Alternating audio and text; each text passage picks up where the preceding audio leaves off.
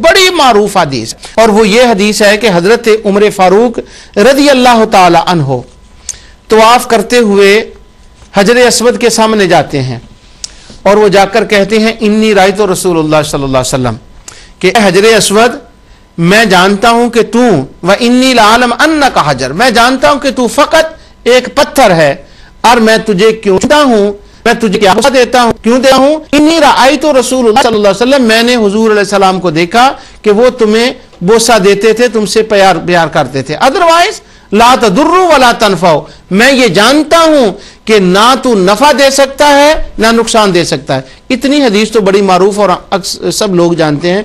मैं जो इसके ऊपर बयान पे लगा हूं, ताला ने जो ये फरमाया कि मैं तुम्हें इसलिए चूमता हूं कि रसूलुल्लाह ने चूमा, वरना मैं जानता हूं तू नफा नुकसान नहीं देता, ये फरमाया क्यों था। एक दो तीन दरस हो गए होंगे मेरा ख्याल, मैंने इस पर तफसील से बहस की थी कि जैसे कुरान करीम की आयात का शान नुज़ूल होता है, इसी तरह अहादीस मुस्तफ़ा का भी कुछ उनके वारिद होने की वजूहात होती हैं। इसकी वजह क्या थी कि हजरत उमर फारूक रज़ी अल्लाह ताला ने ये फरमाया क्यों था।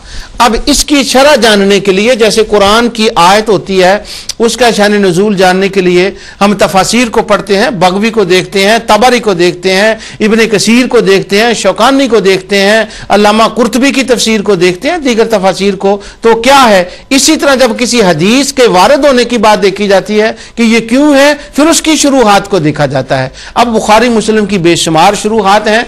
अब जब हम उन शुरूहात को देखते हैं तो उसमें हमें यह बात मिलती है कि इसकी वजह क्या थी, यह क्यों कहा गया। इमाम नववी ने मुस्लिम शरीफ की जो शरह लिखी है, शरह मुस्लिम के अंदर इसका जिक्र किया है। अल्लामा इब्न हजर अस्कलानी ने फतुल बारी के अंदर इसका जिक्र किया है। इमाम बदरुद्दीन ऐनी ने इसका जिक्र किया है। कोई भी शरह की जो हदीस की शुरूहात हैं उनको उठाकर देख लें, वो इसकी सबब और वजह बयान करते हैं कि हजरत उमर फारूक रज़ी अल्लाह ताला ने क्यों फरमाया। वो कहते हैं कि उसकी वजह ये थी कि कुछ वो लोग थे जो अभी शिरक छोड़कर नए नए मुसलमान हुए थे ताबईन के जमाने, सहाबा के जमाने में।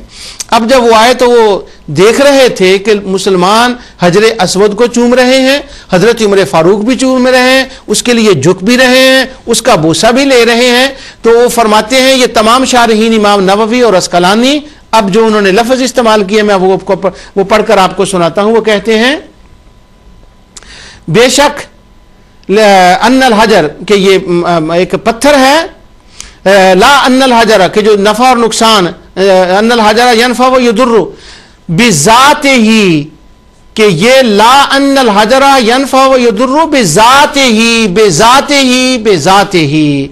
वो कहते हैं कि हजरत उमर फारूक रज़ी अल्लाह ताला ने जब ये कहा कि तू नफा नुकसान नहीं देता, आपके फरमाने का मकसद ये था कि तू पत्थर है, तू जाती तौर पर ना नफा दे सकता है ना नुकसान दे सकता है।